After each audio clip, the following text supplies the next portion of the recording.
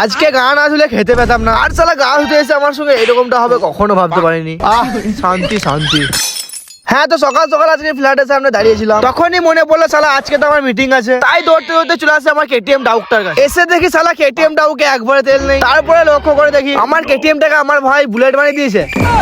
সালা সাইলেন্সারকে ছিঁড়ে প্যাডেল মারতে মারতে চলে আসে পাশে পেট্রোল পাম্পে, আর সেইখানে এসে হালকা করে তেল ভরতে শুরু করি।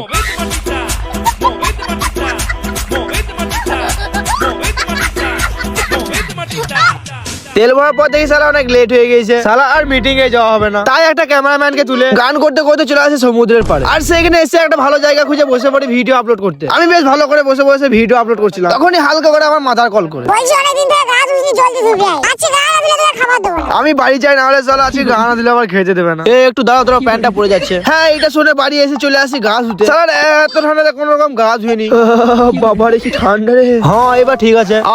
শান্তি শান্তি। মা, গা ধুলাম, এবার খেতে দাও। এই কথাটা বলাতে আমার জন্য খাবার নিয়ে চলে এলো। তো বন্ধুরা, এখন আমি খাই। দেখা হচ্ছে কোনো একটা বেকার ভ্লগে।